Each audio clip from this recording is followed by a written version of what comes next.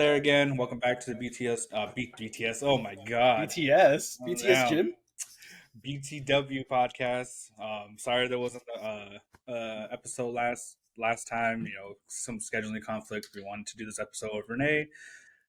So this episode is going to be centered around Father's Day, father stuff, because apparently we're the only two people in the world that have kids.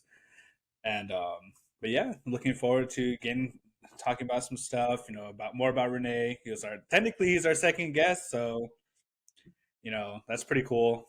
So I don't know, you want to just introduce yourself, Rene? Yeah, I am the second Rene, first Rene, whoever you want to talk to. But 27 in September. God, I'm old. Father of two. My son is about to be 5. My daughter's tomorrow she's 5 months. Yeah. Yes. Father of both boy and girl. Yeah, awesome, cool. Yeah.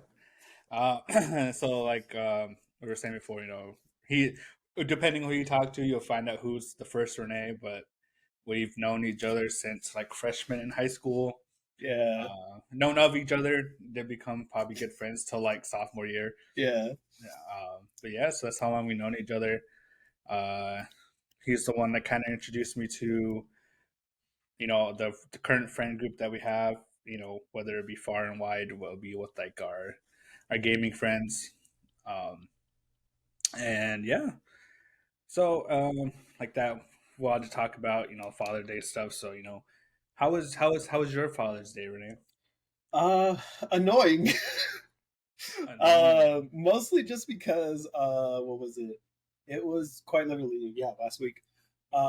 Last week we had all the bodies to move from all my big items like this bookcase, my desk, my setup, and all the other like big furniture. And I had started from 5 a.m. to about 8 or 9 in the evening. So annoying in that regards, but it was fun.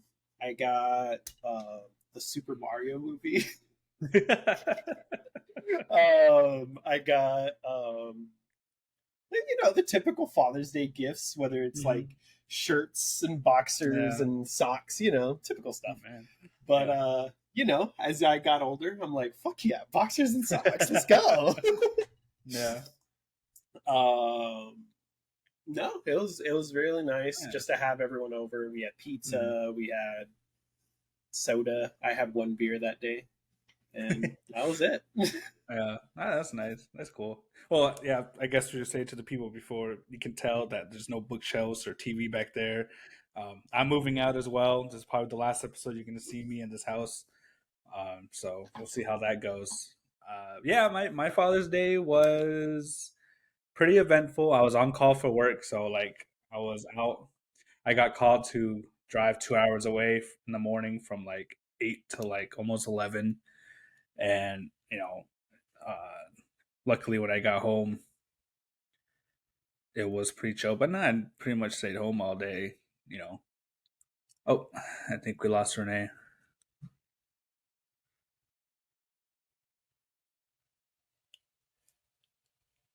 All right, give us 1 second. We're gonna be right back. Let's go. And we're back. Okay. Okay. Yeah. So one of the things I wanted to talk about was like what kind of how did you process when you realized you were going to be a dad with your first child? What was your process and finally coming to the realization of that? Scared, for one. I mean, you were there for the entire process. You were like one of the first few people I told when I was like, hey, I'm going to be a dad. And for me, that was like one of the most scariest things in the world. But one thing that it took me a while to comprehend was, oh shit, I'm a dad. It quite literally took me till he was a year old to be like, oh yeah, I'm a dad now. Yeah. from what my understanding and talking to a lot more dads, including yourself, is that for a while it does take a while to kick in and be like, oh yeah, my life has changed completely. Mm-hmm. And for me, at least, I have had a lot of fuck ups in my life, whether if it's myself, family, friends, whatever. But main thing to me is that I had a I had to wake up quick. And, for me at the time when I had found out about my son, it was, oh crap, like, I got to get the ball rolling. I can't have my son at my mom's place and stay there while, having an entire child there. I was like, got to get it going. Because at that point, I just turned 21. No, I turned 21 when I found out about him, 22 when he was born, which is crazy. But yeah, it was just a whole lot of recollection. Because at that point, me, you, and one of our other friends had been working at the theater for quite some time. And I was like, oh, okay, like I could see myself working here. But then in the grand scheme of it, I was like, maybe I shouldn't work here for X amount of time. Yeah. Yeah. I could feel the same way. When I first we first found out about, my son, I've always had that mentality ever since, I was a kid, in high school and, talking like, oh yeah, I want to be a dad. I want to be, I want to give myself a second chance to do something better. Some of the stuff that I never got as a kid, to be able to do that for someone else. That was kind of my thinking. And so when we find out, of course, the very first thought is just, oh fuck, no matter if you're ready, no matter if you're ready, no matter if you're not ready, it's always oh fuck. Yeah. And same like you, I've made a lot of mistakes, leading up to that, and a lot of it I'm still dealing with. So, but and same as you, I was living in an apartment with my parents, and I didn't want my son, to be cooped up, all this other stuff. So, I realized, I had to take responsibility, get a better job, I guess a more stable job, start providing all this and that. I bought a car, wasn't the greatest car. Yeah. But, it was able to get us to the appointments. It was able to, get us to this back and forth, all that, I was kind of, I had to grow up basically, like right then and there. Because you were 21, right? When you had Ira? No, you were 23. No, I think I was 22, I think. 22, yeah. Yeah. So kind of the same experience. Mm-hmm, yeah. And, that kind of leads into my other question was, would you say, us knowing each other for so long, we talk about stuff and, we kind of have an idea of what we've both gone through, leading up to where we are now. Would you say that, us having the childhood or the upbringing we had to the point where we had to grow up as faster than other people, would you say that had like a lot of impact on how you're raising your kid or like how you view different things with parenting? So one thing I will say is, I'm pretty sure how my life has been. Like we've trauma bonded a lot. Yeah. And one of the main things is for me, I didn't know who my dad was until I was 12, 13. And for me, I thought my stepdad, when I was living out in Florida, which I am a Floridian, which, some people are scared of me. But, for me, my mom was my dad for the longest time ever. And for me, I'm just going to call her by her name, Gabby. Me and Gabby had decided, you know what? We're going to fucking fight this through. We're going to figure this shit out together. Yeah. And one of the crazier things that I would say is I never want to have my son working to pay my bills. Like my bills are my fucking responsibility. Yeah. I have, I used to, back when we were in high school together, is I had to leave school and then come to work. whether if it was rain or shine, taking the Yeah. bus. Even during our senior year, was it, where the bus Yeah. riots happened? Or not riots, Yeah. strike. I was like, cool, gotta walk my ass to work, figure something out. And I had to pay my mom's bills. I didn't graduate on time because I was too focused on work. I was heartbroken because I didn't get to graduate with my friends on time, but I still graduated. One of the things that I will say is I want my kids to have a high school diploma. I'm the first in my entire family to get a high school diploma. Everyone has GEDs and all this and that. And like my sister, she still to this day doesn't even have a high school diploma.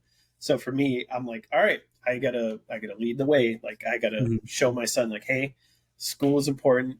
If you want to get money, you got to show me that your grades are worth it first. Yeah. Like that's something that me and Gabby had agreed upon, is that if the grades are good, the grades keep up, then I will say, all right, you're cool to work, but that money is yours. You will pay me like $50 for my food. but that's it. Like, he can pay for some Mickey D's when McDonald's is like $50 and when he's 16. Yeah. Just mostly because, I had a very rough upbringing, and I won't get into too much detail about it, but my father is a piece of shit. And still to this day, since my daughter is born, he had not met her. And it's been 5 months since I last talked to him. But that's besides the point. Like, I want to have that connection with my kids. I want to be there for them no matter what. Like, the devious shit that I've been up to. And how much I've had to hide that.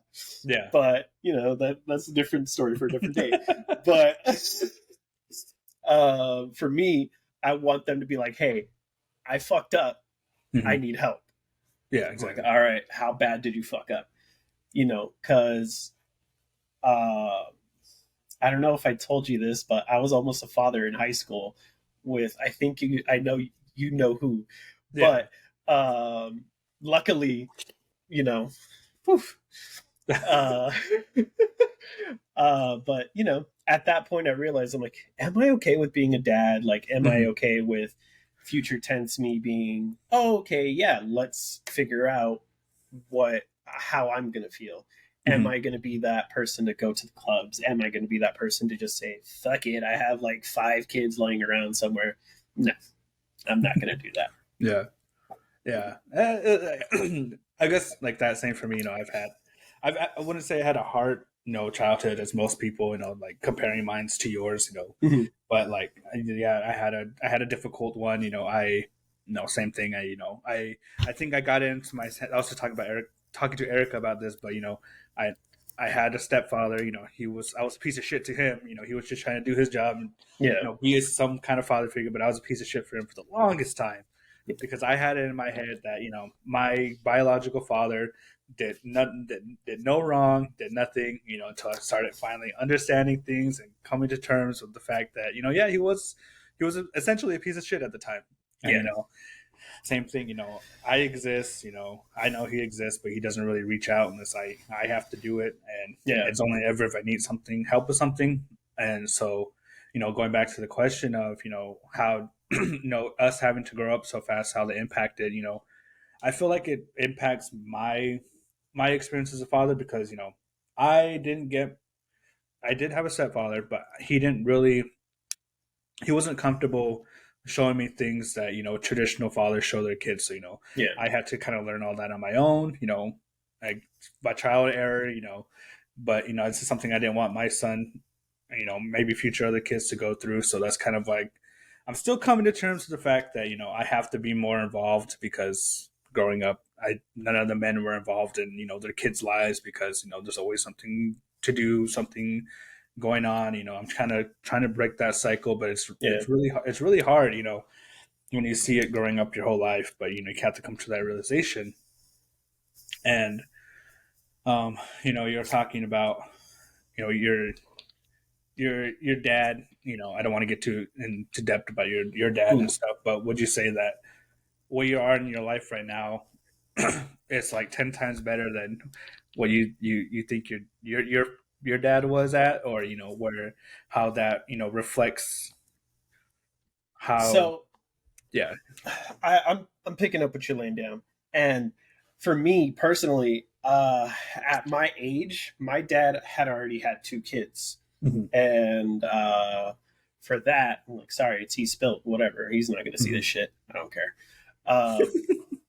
He's already fucked up more than I have fucked up Yeah. because in one regard, he's already had those two kids, right? And so by the time my dad was in his 30s, I'm about to be 27. Uh, he had my sister, and then my brother, and then me. So for that, like in that regards, in I don't want to say for I don't want to speak for both of us, but how the culture was when me and you were growing up, where it Mhm. was, oh, like there goes such and such fucking around with Yolanda down the street, Yeah. It's like, oh, okay, that's just that family situation. Just let it be, Mhm. And that's something that I went through. It's like, oh, my dad's introducing me to some other fucking hoe. Yeah. Like, why do I care? You know? And that's where it leads back to, yeah, like my life is 100% times better than his fatherhood versus my own. I've had to meet maybe 3 to 4 different women, and you know it was weird and tough because in one of my dad's relationships, or two of them, I had to meet his Mhm. stepkids, and for me, I'm like, why the fuck do I have to meet these people? Mhm. uh, and then come to find out, he's taking care of them more than he's taking care of his own family, Yeah. which it's tough, but I've fucked up to the point where I know I don't want that. Like, I don't want that for my son. I don't want that for my daughter, and especially my daughter. And for my son to see that his dad is here, I'm doing 100 times better. Yes, I'm working. I have 2 jobs. That's something where I could say, like, you know what, I'm providing for my son. I can give him these memories, whether if it's toys, whether if it's a fucking TV show that I really Yeah. likes. Like, I can give him a space to call home and say, you know what, I'm happy, because truly, as a father, I'm very happy. Like, a lot of people in our age range are still kind of leading that life where it's, oh, I had a kid with baby mama one, but now I'm having a kid with this other lady Yeah. because XYZ. Like, Mhm. nah, like that's not me. Like, I can't live that lifestyle because I've witnessed it so much that I don't want that whatsoever Yeah. for my kids, for myself, even for my own friends. Like, Mhm. for you, and I think there's one other father in our group, but Yeah. we rarely talk to him. But for that, I want my friends to be like, you know what? Hey, I'm gonna chin check the fuck out of you if you keep fucking up. Yeah. And like, I would want the same for you to be like to me, like where it's like, hey, chill out. Like, Yeah. things are rough, but at the same day, we're all in this shit together. We got kids that we're trying to raise and like make a better world for not only themselves but for us. We Mhm. don't, in my opinion, I don't want to give my son the trauma that I've had. Like, Exactly. my Yeah. trauma is my trauma, Yeah. and my dad, piece of shit. To kind of like wrap Yeah. that all up. Uh-huh. All right. Give me 1 second. Okay.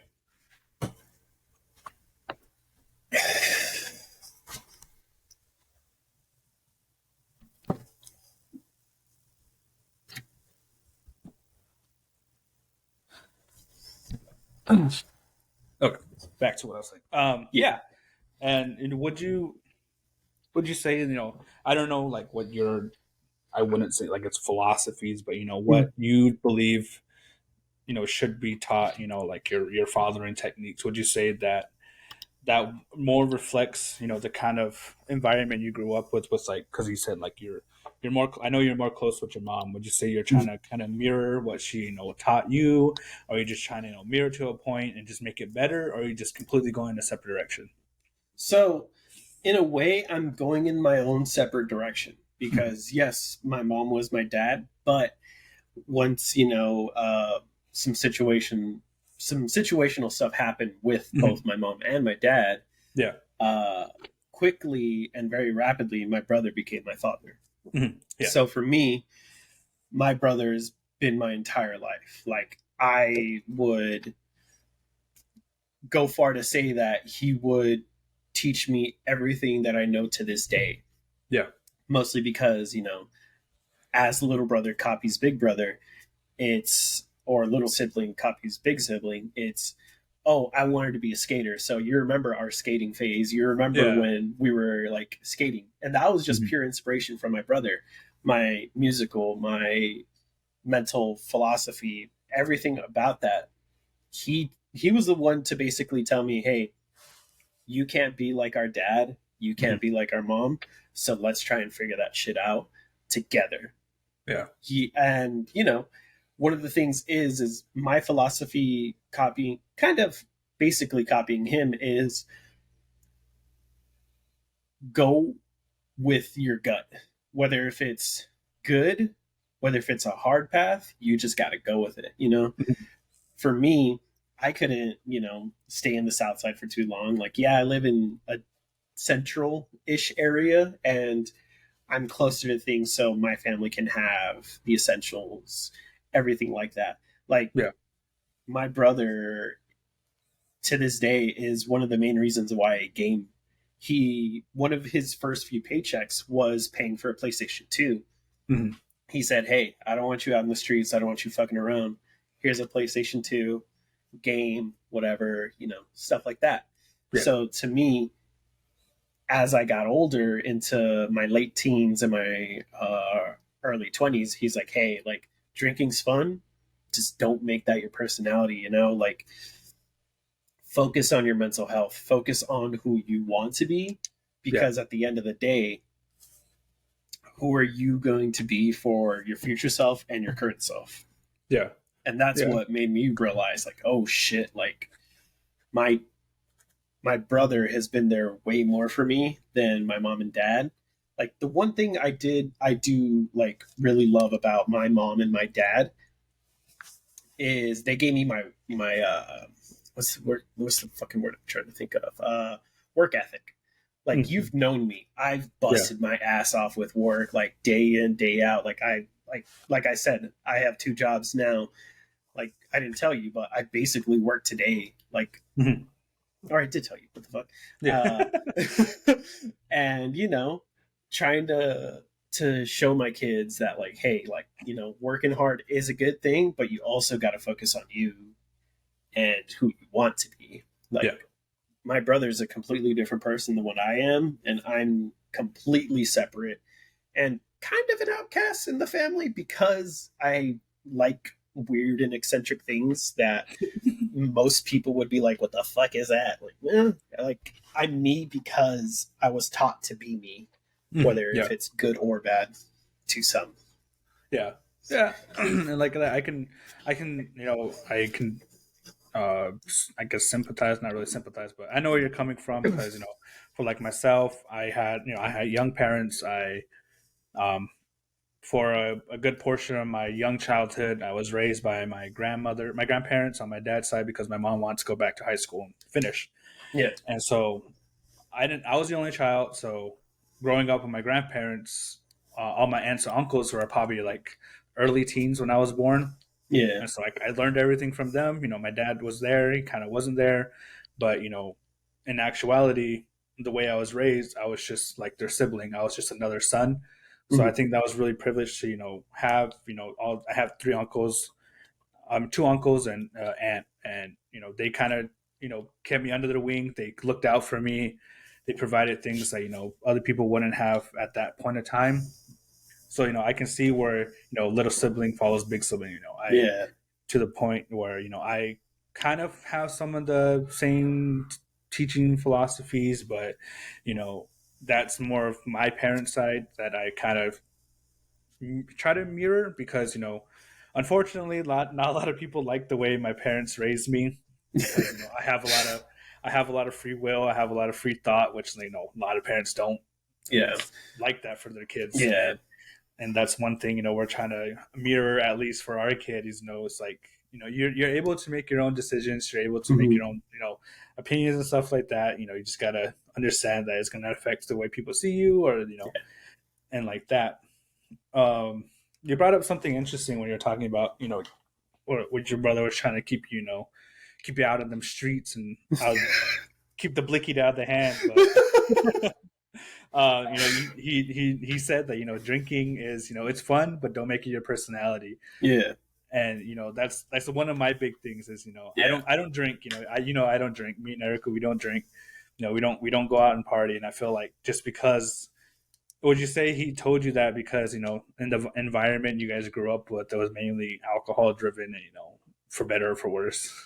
Well, it wasn't just I don't want to say like just alcohol. Like it was like more just like in general substance. Like I have seen some shit, not just not including my family, but just in general growing up. Like one of our close friends, he'll tell you like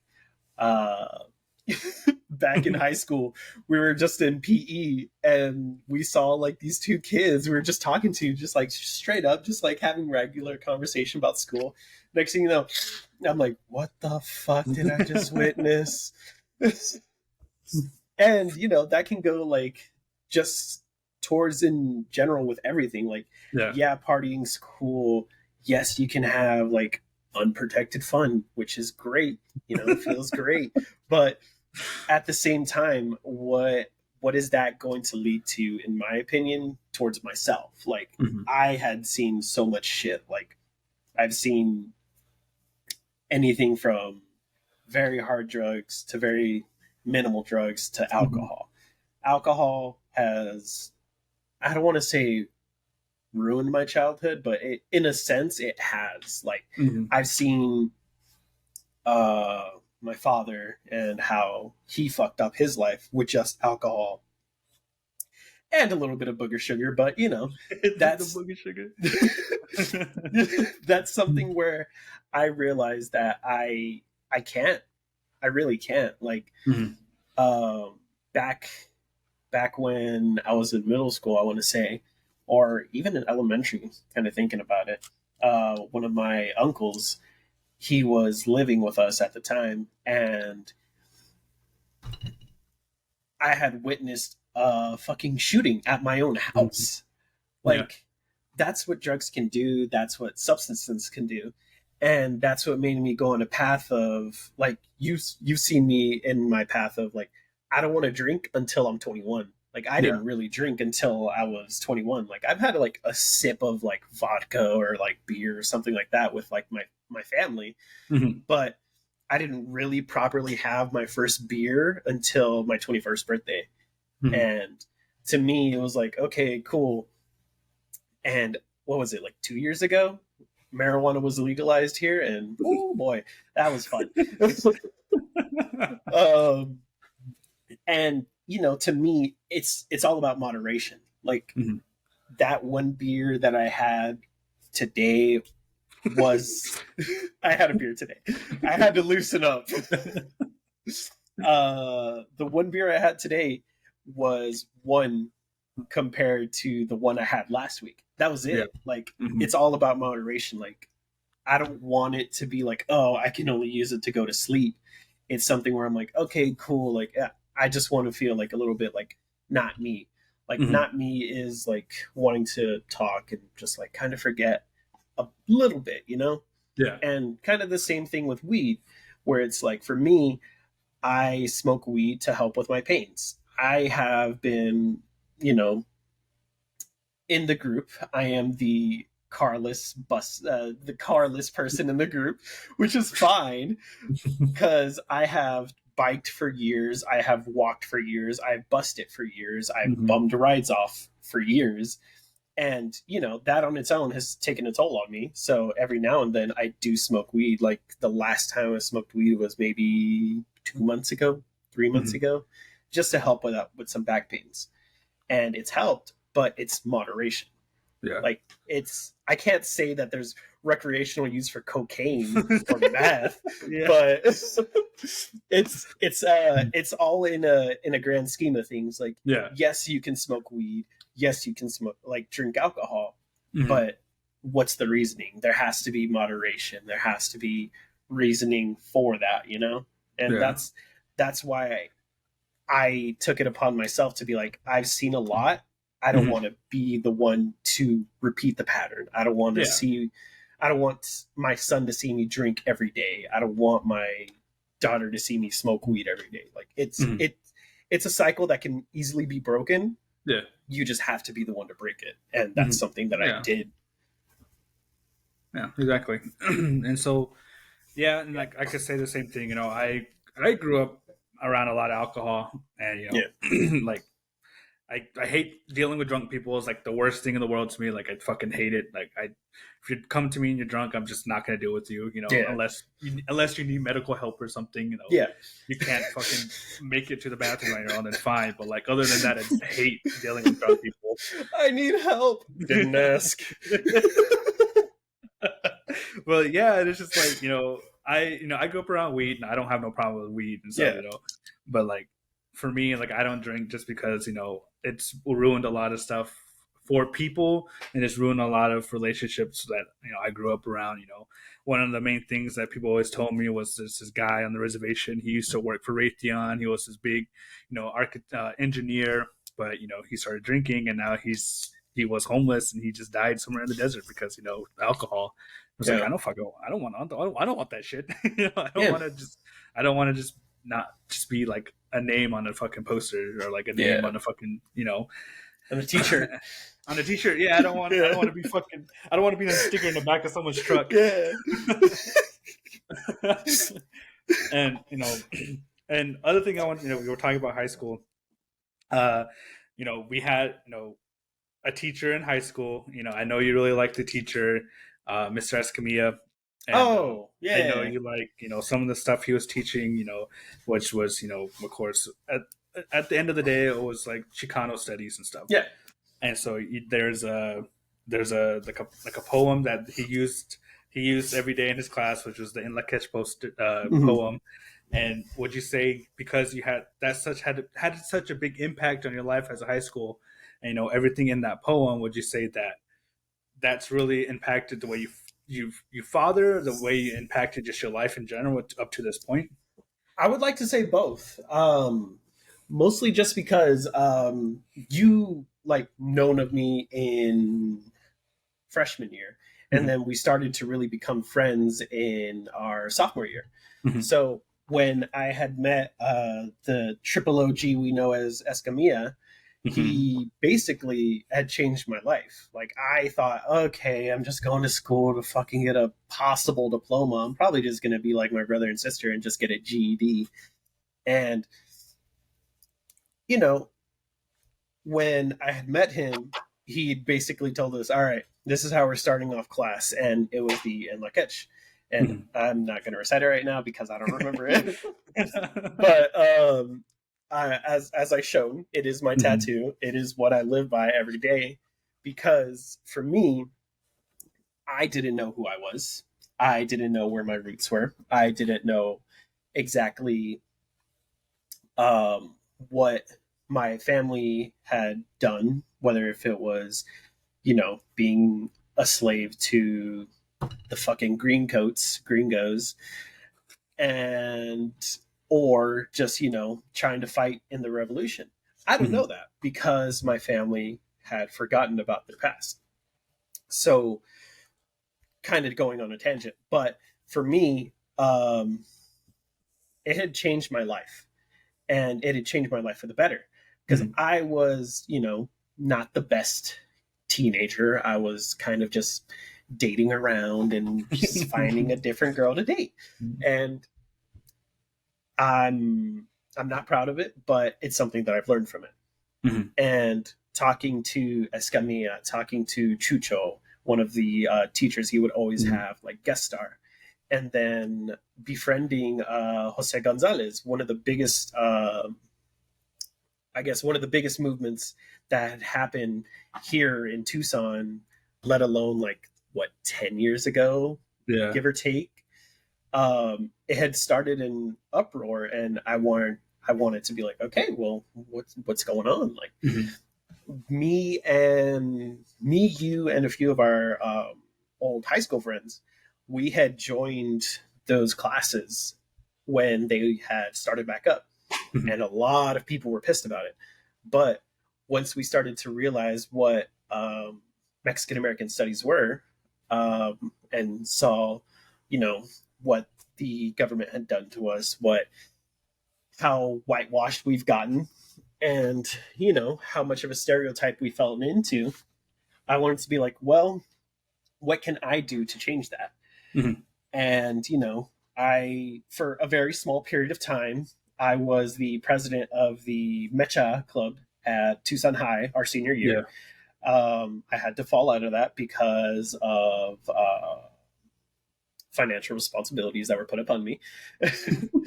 And for me, I wanted to be there a lot more and, be a part of the cause, help out. And, one of the bigger things that I will always teach to my son is free thinking. Exactly like how you said, like being a free person helps not only ourselves, but our community. Because if we just fall into line, that just means, okay, cool, you're going to go to college, probably get a business degree, and do nothing with it. Yeah. Most likely. If you're, I would say one of us. Because what I mean by that is, just because you get a degree, does that really mean something? Or can you do something to better the future?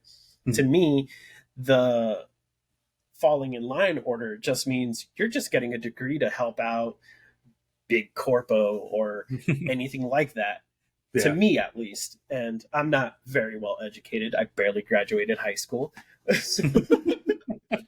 But to me, I had realized, well, if I can't do anything, I will learn to further my kids' futures, whether if it's just free thought. And when they want to learn, I will teach them what I've known. Because to me, I want them to know who they are and who they were. Yes, most likely we were slaves to the Greencoats. Most likely we were either fighters too, to help out the cause, and unfortunately we had lost. But that doesn't take away at the fact that at the end of the day, our skin color and who we've come from means something more than just a color that, a vast majority of people still make fun of. But, in the most recent years, in America especially, we had become the majority rather than the minority, because nowadays there are more colored, whether it's Mexican, Black, Asian people here in the United States than there are Italians and Europeans, just fucking white. Anyways, Brandon. Oh wait, no, he's half. Yeah, he's half. To me, it had awakened something in me to be like, okay, this is something I can teach my kids. At the time I was 18, 17, I don't remember, but it had made me realize, let's change something, whether if it's, me working at a movie theater, at a warehouse, at a grocery store, anything like that. I can make a difference by saying like, hey, like, let's hear the rest of us out rather than, I'm just going to listen to a manager that tells me everything. That's falling in line. And I'm like, no, like there's a reasoning and a cause. Let's see what's going on. So, yeah.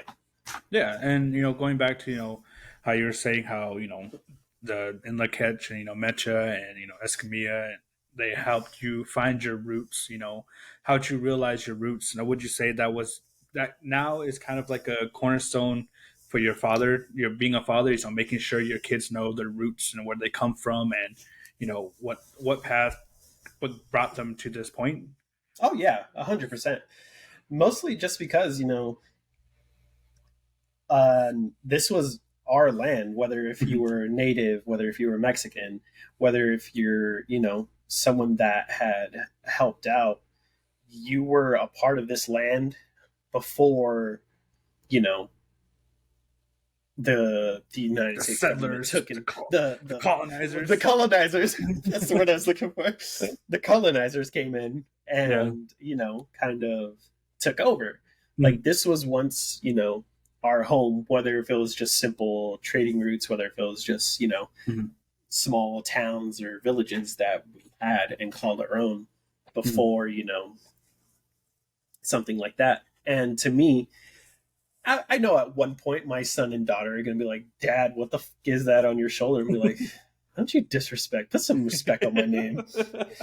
Put some respect on the game. Yeah. Evidently enough, that was our first tattoo together we got. Yeah. Yeah. And, I don't have it, but, we got tattoos at the same time, first time. And, yeah, no, cool. Yeah. I'm trying to think if I have any other questions. Nothing really. Look, but we could end it off the next 10 minutes or so with some happy memories, some good memories. Oh God! Some of your favorite memories of our time together since sophomore year. Well, off the top of my head, I would always hear about the shenanigans you and a few of our friends used to do. Yeah. Now, I want to hear this story because I know you haven't talked about it on here. What happened to the minivan? Oh, my parents' little sports van? Okay. Yeah.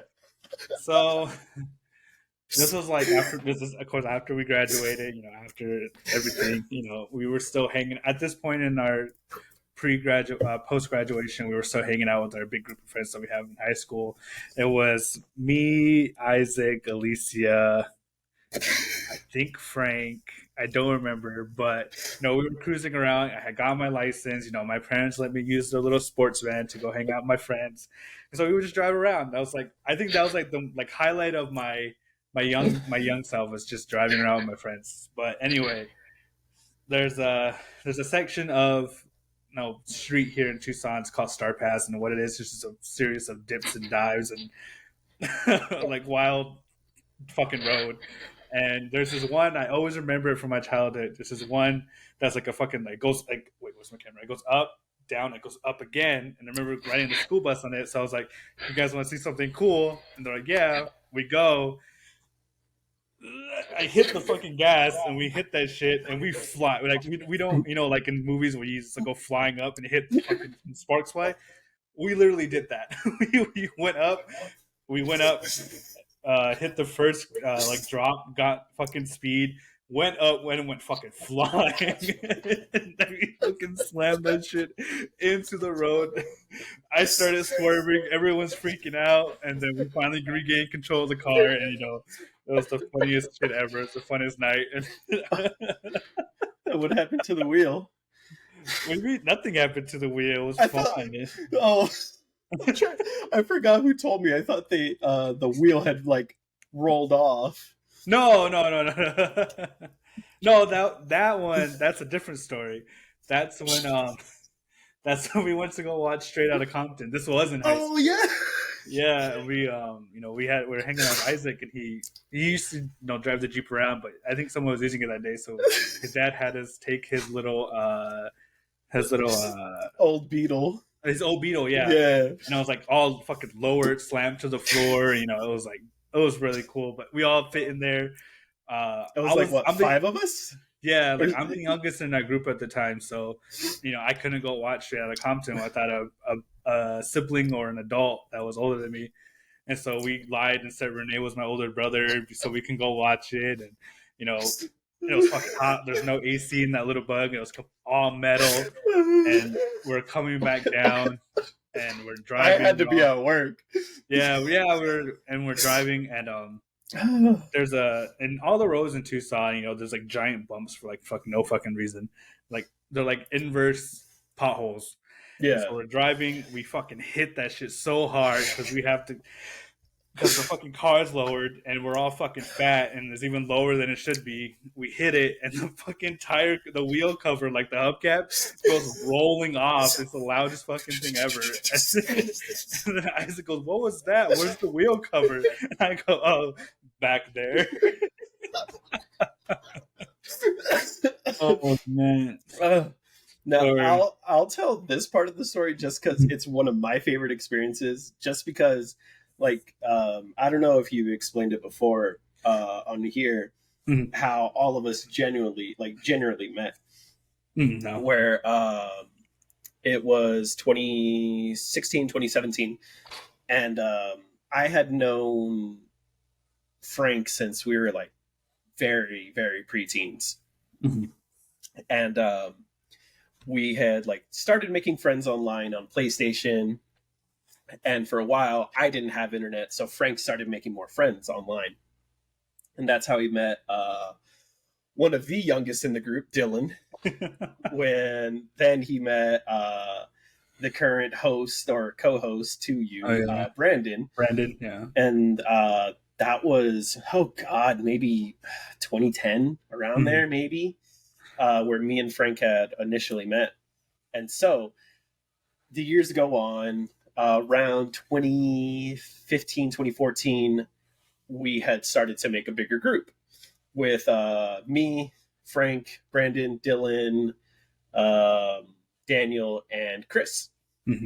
And those were like, that was the group for a while. And then come 2017, 2016, you and Isaac had initially joined. And so we made basically a gaming group. And so, you know, to me, I was like, you know, this is like my family, like that I could just like shitpost with, talk with all the time. Like we had been all of us had been friends since around 2016, basically. Yeah. And so, come 2017, 2018, me, you, and Isaac and Erica had made the journey to meet online strangers. Oh yeah. All the way from here to Arizona, here in Arizona, all the way to California. Our first stop was meeting Dylan in Phoenix. And that was one of the weirdest, funniest situations ever, because he wasn't even 18 at the time. He was like 17, 16. Yeah. And we were like, okay, that's Dylan. He's tall. Holy shit. He's tall. He's white. Pale. He wasn't lying. And, you know, that was one of like in my opinion, one of the cornerstones of our friendship. And then we made the journey to California finally. And so once we had gone to California, we met up with the entire like first part of the group. Brandon was the second half of it. So we met up with Chris, Daniel, Isaiah, and one of the worst trips I have ever had, in the sense of I ate too many edibles. I was like, these edibles ain't shit. We start going downstairs. We're hanging out with Chris. We're hanging out with everyone. And next thing you know, I start curling up into a ball while we're playing, what was it, Uno? Uno, yeah, Uno. And next thing you know, I hear you laughing and going crazy. Yeah. I don't know exactly the point of this perspective, because this is the point where I black out. And you and everyone else in the room had seen me freaking going crazy because I had eaten somewhere around 100 milligrams of something like that. I don't know. Edibles. Like because there are like the like Sour Patch like straws or something. Yeah. And he didn't tell us. Isaiah didn't tell us that like don't eat this much. And we're just walking around, just fucking scarfing that shit down. We ate the whole thing by the time we got back. One package each. Yeah, exactly. And like we didn't know. Because I guess we should have read the fucking packaging, but we didn't know. And like that, when Rene was, you know, in his little cocoon of pleasantness, I guess, we were playing Uno, and from my perspective, all the cards were fucking like purple or something. and someone put down a yellow card, and I'm like, well, I don't have it. I'm trying to figure out what I have. And then Erica's like, you have a yellow. I'm like, I don't know. And then like after that, Isaiah's like, I don't know what story Isaiah's telling, but then he just starts fucking dry heaving like in the middle of the conversation. He's like, and we're like, what the fuck? Like, like I'm freaking out. I'm high as fuck. He's like, and like everyone else is sober, and they're like, are you okay? And so someone's like, go get water. He just had really bad cotton mouth, so like everyone's running around trying to find water. He gets his water, everything calms down. But honestly, when he started like choking, like on his like dry throat, was like the scariest moment I ever had while high. It was fucking weird. That was the craziest shit ever. But it still doesn't compare to the first time I went to California and I got high in the fucking Airbnb, and I've never been that high before. And I literally don't remember going to sleep, but all I remember is waking up the next day with my phone, going on my phone, and my Safari was open. And it was like, can you die from being high? How much weed does it take to kill a person? Because like, I've never been that high before. Oh, God. And that's why I always say, like, I don't know if I'm still in that room right now, and this is all just some fucking illusion. But Manic like, dream. Yeah, it's just like I don't know what's going on. Oh, the funny thing about the first time us getting high was we literally became the meme of, yeah, these edibles aren't hitting. These edibles ain't shit. And then next thing you know, the cocoon phase Rene comes back, and I just go into my little fucking hole. I think I was sleeping on the floor, and you and Isaac were sleeping on the bed. Yeah. And I just remember blacking out again because I think I did the stupid thing of mixing a stevia edible with a hybrid edible. Yeah, I don't remember. So just mixing those two just like messed me up completely. Oh man. Yeah. But yeah, actually both of those trips we met the gang. Mm-hmm. Yeah. And the second trip I feel like was a lot more memorable just because in my opinion, that's when you and Erica were about to have your son. Mm-hmm. And then we had met Brandon at the beach, or no, it was first the mall, then we went to the beach. Mm-hmm. I think, yeah. And I don't know, something about the just like meeting everyone with Erica, because Erica has been basically the co-star of the group with all of us as the host. And she had been there, so like, having Erica meet Brandon, meeting like Chris, Dylan, all of them had made that moment in my life like bam. I've been to California with like my best friends. That's something where I could say like I had met online strangers and they had become my best friends that I met in real life. Exactly. They're like, then the group, it's it's a little scattered right now because everyone has their own lives, but and that at the high point, I would say, they all became my closest friends, which is like one of the best things that happened. But I think, and that's why I say I'm the original Rene, because I had met you, and then with everyone meeting you, you're number two. And in preference in school, for some reason, Rene was the black Rene and I was the brown Rene. Or Rene was he was the cool Rene and I was the non-cool Rene. Man. I forgot about that one. I think we'll call it here though. So that's been the BTW podcast, and BTS. I'd like to thank Rene for being here, being our official second guest, and it's been really cool, really informative. I like some of the stuff we got into. Do you have anything to say? I would like to be on here again. It was very fun. I have the setup for it. I know you have a lot more guests coming, from my understanding. But it's one thing I will always say is,